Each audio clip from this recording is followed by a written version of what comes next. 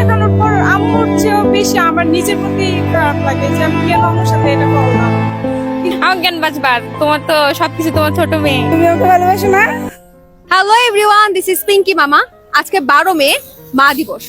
আজকের এই দিনে আমরা সাফওয়া মার্টের পক্ষ থেকে ছোট্ট একটা ইন্টারভিউ রাখবো এই ঢাকা ইউনিভার্সিটিতে। এখানকার স্টুডেন্টদের থেকে আমরা জানবো যে তারা মাকে কতটুকু ভালোবাসে, মার জন্য কোনো কিছু করেছে কিনা, এন্ড আরো ডিফারেন্ট অনেক কোয়েশ্চেন্স। সো মা নিয়ে কার কি অভিমত এটা জানার জন্য ইন্টারভিউটা সম্পূর্ণ দেখুন। চলুন আমার সাথে। আপু, আপনার নাম কি? অহনা। আপনি আপনার মাকে বেশি ভালোবাসেন না বাবাকে? মাকে। দুজনকেই আমি কম্পেয়ার করতে পারবো না। আমি দুজনকে সমান ভালোবাসি। আপনি আপনার মাকে বেশি ভালোবাসেন না বাবাকে বেশি ভালোবাসেন? অবশ্যই মাকে। কেন জানি মনে হয় মাকেই একটু বেশি ভালোবাসি। মাকে, অবভিয়াসলি মাকে। বাবা মা বুথ, বাট মা একটু স্পেশাল। মাকে সবচেয়ে বেশি ভালোবাসি। মাকে। মাকে কি কখনো এমন কোনো গিফট দেওয়া হয়েছে? হ্যাঁ হয়েছে, মানে ছোটখাটো প্রায় অনেক সময় গিফট দেওয়া হয়। কোনো স্পেশাল গিফট যা আপনি আমাদের সাথে শেয়ার করতে চান? হাতের চুড়ি। তো টিচার, তো স্কুলে যাইতে দেখা যায় আমার ব্যাগ বা অনেক কিছু প্রয়োজন হয়, তো আমি না এই জিনিসগুলো দেখে আসি বাড়িতে যে এই জিনিসটা বেশি প্রয়োজন বা এই জিনিসটা নষ্ট হয়ে গেছে। তো আমি চেষ্টা করি যখন ঢাকা থেকে বাড়িতে যাই তখন ওই জিনিসগুলো নিয়ে যাওয়ার জন্য। স্পেশাল গিফটের মধ্যে অনেকগুলো রেজাল্ট দিছি, একটা ভালো ছেলে দিছি।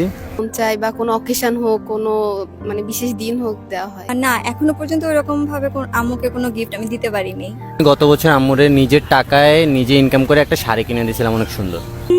আমার রেজাল্টই ছিল আম্মুর জন্য সব থেকে বড় একটা গিফট। সেট অফ কাপড়ের সেট দিয়েছিলাম আম্মুকে। আমার আম্মু হচ্ছে আমাকে ফিউচারে যে জায়গাটা দেখতে চায়, আমি actually চেষ্টা করব ফিউচারে এমন ভালো কিছু করা যাতে আমার মা আমাকে নিয়ে প্রাউড ফিল করে। আসলে ওরকম কিছু গিফট দেওয়া হয়নি, তবে আম্মু শাড়ি খুব পছন্দ করে, তো আমি সবসময় হচ্ছে আমার হাত খরচটা বাঁচিয়ে চেষ্টা করি বাড়িতে যখনই যাই আম্মুর জন্য শাড়ি কিনে নিয়ে যাই। যখন আমি গ্রামে ছিলাম তখন মাকে আমার টিউশন ফি দিয়ে শাড়িটারি গিফট করতাম। হ্যাঁ, অনেকবার গিফট দেওয়া হয়েছে, আর এমনকি আমি আমার নিজের জিনিসপত্র কেনার আগে আমি আমার আম্মুর জন্য কিছু কিনি। তো এটা আমার আম্মু অনেক বেশি পছন্দ করে এবং সবাইকে বলে বলে বেড়ায় যে আমার মেয়ে নিয়ে আসছে আমার জন্য এটা। আপনার মাকে কি কখনো আপনি এমন কোনো কথা বলতে পারেন নাই যা আপনি আমাদের এই ক্যামেরার সামনে মাকে বলতে চান? হচ্ছে যে মামুনি, আমার মানে জীবনে সবচেয়ে মূল্যবান যদি কোনো মানুষটা থেকে থাকে সেটা হচ্ছে যে তুমি।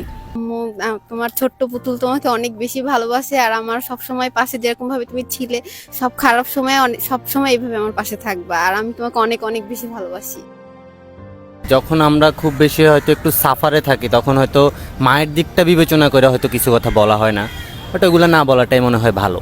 আম্মুকে এটাই বলবো যে আমি আম্মুকে অনেক বেশি ভালোবাসি। এটা আমি কখনো আম্মুকে বলতে পারিনি এখনো। আপনি কি তাহলে ফোন করে আন্টিকে বলতে পারবেন? ওকে ওকে, ফোন দিতে হবে। হ্যাঁ ফোন দিতে হবে। হ্যাঁ মা, আসসালামু আলাইকুম। কি করো? আমি দুনিয়াতে একজন মানুষের সবচেয়ে বেশি ভালোবাসি, সেটাকে জানো? কে? জানো না? সেটা হচ্ছে তুমি। মা, তোমাকে একটা কথা বলবো। আমি না তোমাকে অনেক ভালোবাসি। আচ্ছা, আবার বলি, হ্যাঁ আই লাভ ইউ আম্মু। তোমাকে আমি একটা কথা বলতে চাই। আমি তোমাকে অনেক ভালোবাসি। আমার তোমাকে একটা কথা বলার ছিল। আমি তোমাকে অনেক বেশি ভালোবাসি। তুমি আমাকে ভালোবাসো না? জানি তো, কেমন উত্তর ছিল। তুমি আমাকে ভালোবাসো না? তুমি আমাকে ভালোবাসো না?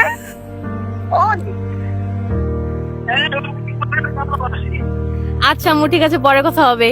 আচ্ছা, বাই বাই। তুমি বাসো না? হ্যাঁ, আমার জ্ঞান বাজবার, তোমার তো সবকিছু তোমার ছোট মেয়ে, আমি তো কিছু না। আচ্ছা ঠিক আছে, রাখি, তোমার এখন ব্লগ দিব। আসলে আম্মু ছাড়া আমি একদমই সম্পূর্ণ অচল, কারণ আমার দিন শেষে যাই হোক না কেন, আমি যত ডিপ্রেশনে থাকি, আমি যখন আম্মুর সাথে একটা কথা বলি, আম্মু না আপনা আপনি বুঝে ফেলে যে আমার কিছু একটা হয়েছে। আম্মু অমনি জিজ্ঞেস করে ফেলে, কিরে তোর কি কিছু হয়েছে, তোর কথার স্বর এরকম লাগছে কেন। এই যে আমার ডিপ্রেশনের যে মেডিসিনটা, এটা আসলে আম্মু মানে আম্মু ছাড়া এটা আমি ইমাজিনও করতে পারি না আসলে।